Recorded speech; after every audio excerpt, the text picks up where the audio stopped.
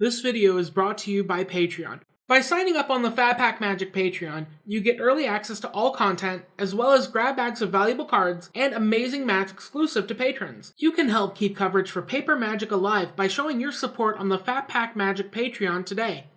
Hello guys, and welcome back to Phat Pack Magic. We're in round 2 of this FNM Pioneer event, and we've got some awesome stuff coming up. On the left, we've got Peter Gumroyan. I'm not even going to try and say it again. But he's on Sultai Reclamation. Now, this is a really interesting deck that Kevin piloted a couple weeks ago, and I'm really excited to see how it works. He's on a double mulligan, so he's going to be at 5 cards, but at least he's going to be on the draw. Now, Dylan's starting off with a juicy little Elvish Mystic, and Dylan is playing green Stompy. And you might recognize him from some of the Cube Draft videos. And this guy is an awesome player, and I love watching him work. So Dylan's dropping a Lovestruck Beast on turn 2, which is an awesome play for this kind of green Stompy deck. And Peter is going to take 2 life from an Overgrown Tomb untapped. Now, a lot of times when you see a control deck paying life to make a land come into play untapped, you gotta be a little cautious about what you're playing. And Dylan seems, he's got a threat on board. He's not too worried. He's just crashing in for 5. But he's got to start playing in stuff. Here's a Llanowar Elves, get a little bit of mana acceleration. And passing the turn back to Peter. But Peter's got the Abrupt Decay to blow off that Lovestruck Beast and keep himself safe from more damage next turn. Now it seems Dylan is quickly running out of gas here, playing a land, and it looks like his draw for the turn was another Mana Dork. And here comes another Llanowar Elves adding to the team, and 4 mana is going to make Surek the Hunt Caller, but Peter's got the Censor, and that's going to take him off the board and leave Dylan with a Lightning Bolt level of Mana Dorks. But Peter's at 13, so those Mana Dorks might start coming in handy, and just being able to start really kind of running over Peter with him. But that's kind of the hard part. I mean, Dylan's got a ton of mana, but it doesn't look like he's got anything to do with it. But here's another Surek, and this one is gonna land as Dylan goes into combat, giving his Surek haste, but a Brazen Borrower is gonna bounce it back to Dylan's hand. And Peter is going to take 2 damage from this exchange. But Peter's got the perfect follow-up. It's Scarab God. And I love Scarab God. I love the fact that Scarab God is good enough in this format to be played again. And, I mean, it's a scary card, especially for mono green, and it doesn't have Carnage Tyrant out yet.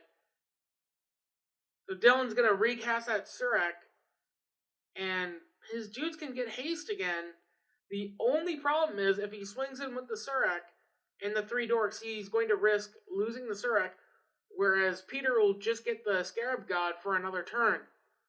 And, I mean, it could be a time walk, but at the same time, he doesn't want to let that Scarab God really get a turn to untap, because he'll be able to start pulling stuff from Dylan's yard and make giant blockers that he won't be able to deal with. But he's going to opt not to attack and instead just pass the turn back to Peter. Which in all honesty could be really dangerous. Peter's got 6 mana and a single card in hand, but Dylan's got a graveyard of creatures, and that means that Surek probably can't attack profitably. Because Peter's just going to be able to bring back his other Surek and block with it, and Dylan's down a Surek, and there's another one in the yard. But even still, Scarab God is going to reanimate it, bringing it back as a 4/4, and I guess give Peter's creatures haste. Oh, and it's going to start pinging Dylan for 1 damage every turn, and allow Peter to start manipulating his draws. Man, who knew that Scarab God would be such a good card again? And here's the namesake of this Sultai deck. It's Wilderness Reclamation, and combining it with Scarab God's abilities, and a couple of just really interesting cards that take advantage of the excess mana, like that Castle Vantress. But being able to effectively have 2 turns and then plenty of card advantage to make good use of it. So Peter's got 2 mana in his pool, and I guess he's questioning whether or not he wants to use that castle right now, or maybe just hold it for another turn.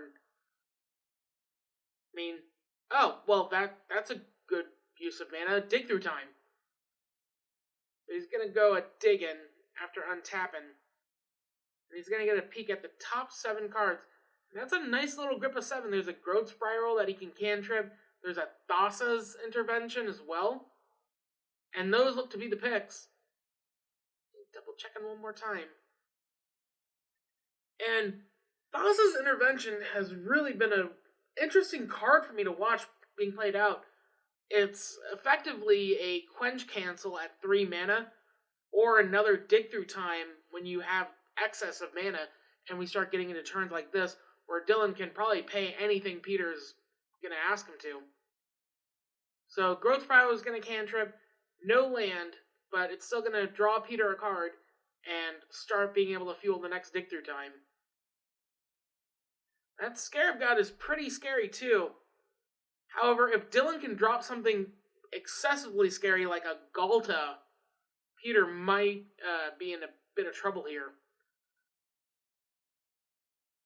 So Peter floating a lot of mana and using that Castle Vantress to cycle the Censor, drawing a card. Guess he's trying this. Well, he already played his land for turn.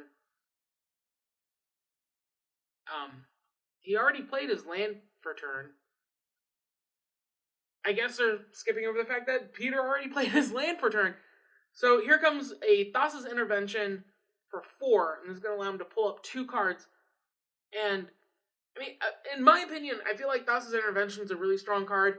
However, what drives me crazy is the fact that I wish it would do both. I wish you could make them pay X and you could still get both modes, like Super Dismiss. Dylan's playing out a Llanowar Elves, because that's really impressive at this point in the game. And I feel bad for him, because he's, like, if he could get, like, a Galta, Peter could be in big trouble, or some kind of really effective creature. Unfortunately, it looks like Peter has taken control of this game, and there's a Brazen Borrower on top for the Castle Vantress. And now Peter is going to be able to start attacking profitably with those Brazen Borrowers. Well, Brazen Borrower. And then this one. There we go. Here's another Brazen Borrower. Crashes in for 3. Peter finally going on the offense and bringing Dylan down to 15. But, just in case he wanted to win a little bit more, here's another Wilderness Reclamation. So Peter is effectively going to get 3 steps worth of mana every turn, and he's got an awesome sink for it in the form of that Castle Vantress. So here's the first untap. Castle Vantress doing a scry, 1 going to the bottom, 1 on top, and that's a Frilled Mystic on top, which is really strong in this deck. I mean, how strong is being able to, like, cast Frilled Mystic, and when it dies, being able to reanimate it with the Scarab God? And Dylan's going to drop a Steel Leaf Champion that's going to go right back to his hand with that excess Brazen Borrower. It's going to be cast out, and here's another 3/1 flyer that Dylan isn't going to be able to deal with. And look at those boards. I mean, effectively, Scarab God has shut down Dylan being able to play this game, acting as a big blocker and as a thief to anything Dylan's got going on.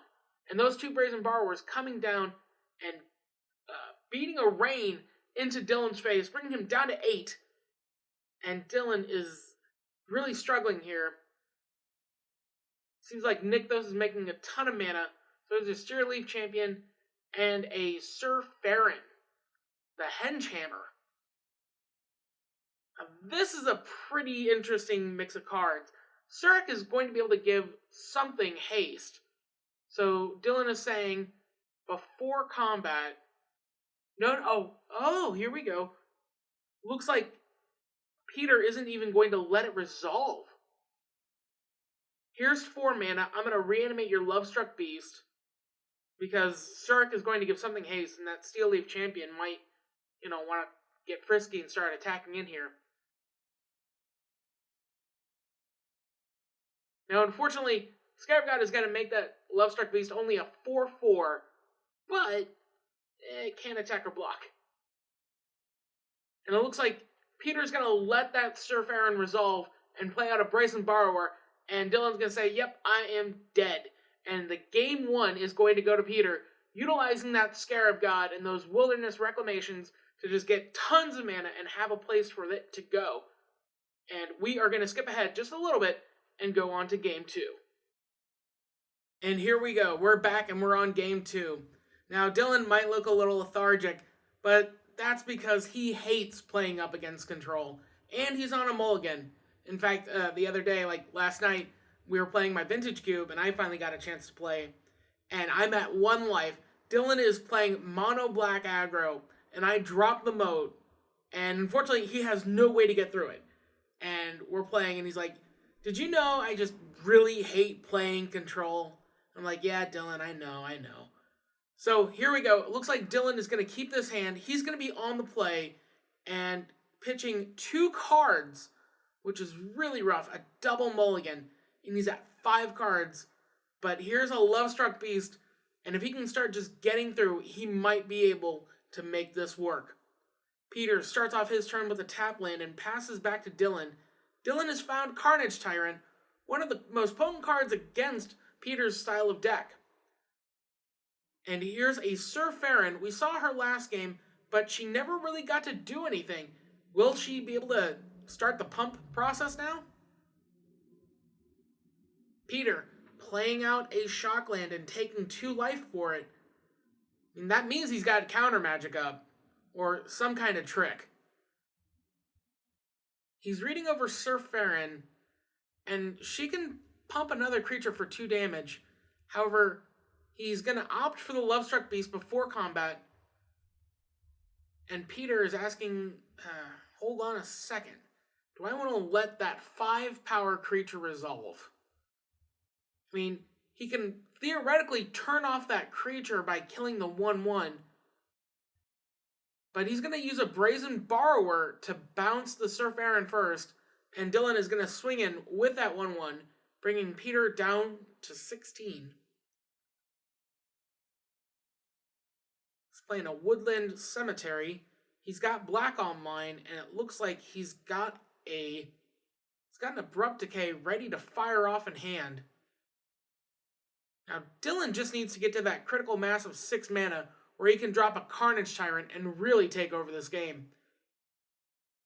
However, Peter's going to stymie some of the bleeding with an Abrupt Decay, taking out that Lovestruck Beast and taking only 1 damage and going down to 15. Dylan is not letting up, but he's unable to really get through a lot of damage and put that pressure he needs to by this point in the game. But here's a Shifting Ceratops, a newer card from M20, can't be countered, and has a few relevant abilities, like being able to give itself trample. Peter playing out that Wilderness Reclamation, which is just so strong in this deck. I mean, the turn you play it, you're basically getting your mana back, so there's almost no reason not to.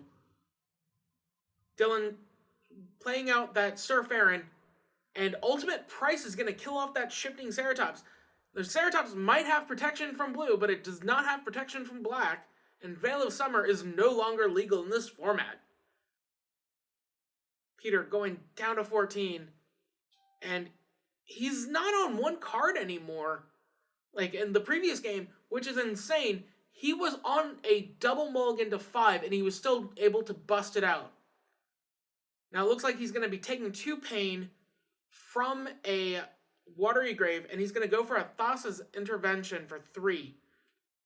And it looks like a land and 2 Growth Spirals, which is not the best. He's going to put 1 on the bottom, but he's still going to get another untap step, meaning that he's going to be able to hold open counter magic and a couple tricks, and possibly be able to drop that Brazen Borrower at end of turn. Dylan is starting off his turn with a Burning Tree Emissary, gaining 2 mana, red and green. Does Dylan have more to play? but it seems like Peter's got a response on the stack using a Growth Spiral to draw a card. And is that Watergrave going to come in untapped? No, Peter decides he needs the life a little bit more. And an Aether Gust is going to shift that Surf Aaron either to the top or bottom, and Dylan decides on the bottom. Meaning that the Burning Tree isn't going to be able to do tricks, and Dylan's only going to be able to get in there for 1 damage. And this is turn 7.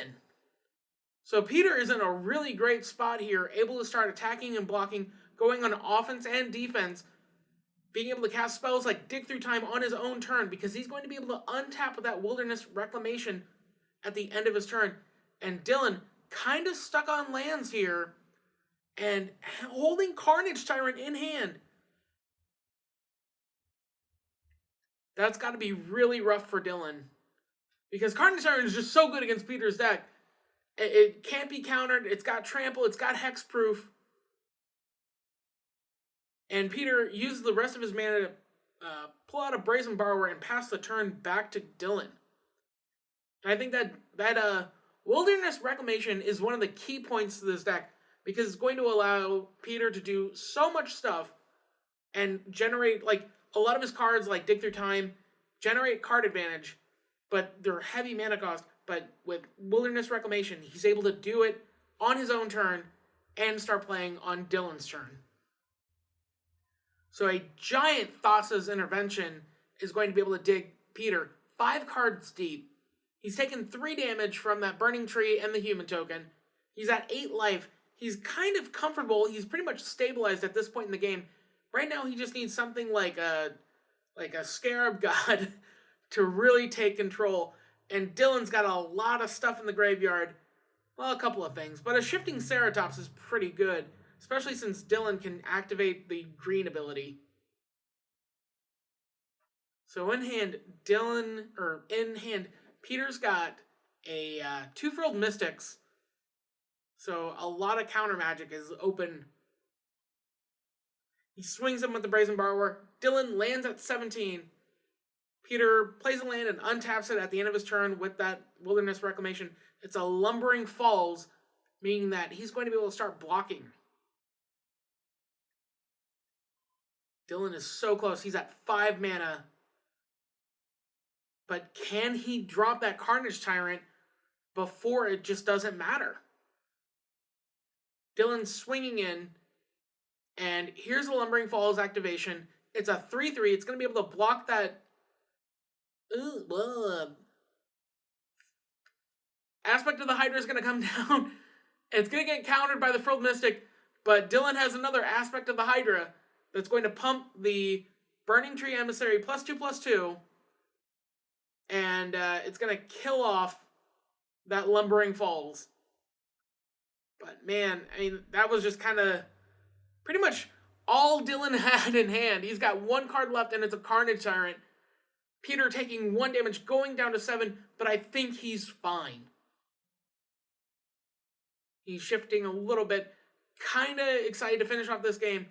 And, I mean, when you're playing up against a controlled player, you really just want them to finish it. You really want them to just play it out. Do you make a mistake where I can capitalize on it? Yes, no. Can I win? Yes, no. But here we go. Peter activating the Lumbering Falls, deciding on his attackers. Maybe 3, 6, 9? His entire land base is going to be able to untap, so attacking with the Lumbering Falls is an auto. Dylan takes it, goes down to 8, and now Peter, he's going to get another untap step, and he's going to float 3 mana. The question is, what does he want to do with it? He's got the Brazen Borrower, but it might just be too greedy to not hold it back. And Peter is definitely getting greedy, bouncing the Human Token, and then leaving himself open to whatever Dylan can drop down. However, Brazen Borrower being a flyer means that Carnage Tyrant has lost a lot of its luster. And Dylan's at 8. So he tries to drop a Yorvo, but a Frilled Mystic is going to chew it up before it even gets to land. And Dylan scoops it up. Game 2 and the match going to Peter with Sultai Reclamation. But that's going to be it for us this time on Phat Pack Magic. Thank you guys so much for watching. It really means a lot to me. Stay tuned because we got more Pioneer action coming as well as more Vintage Cube fun. And you definitely don't want to miss that. So make sure you hit that notification bell, hit subscribe, and click that like button. Not just for me, but for my players too. And if you love exclusive behind the scenes stuff, come check us out at Instagram. Also, if you like this content and you want to support it, check us out at Patreon. We've got awesome tiers that give you free stuff like Unstable Basic Lands and exclusive mats. One-of-a-kind amazing mats like the ones that you saw in this video featuring Sarah and the Mox Pearl. These mats are exclusive only to Phat Pack Magic Patreon members, so make sure you sign up. But as always, thank you guys for watching, and may all your packs be fat.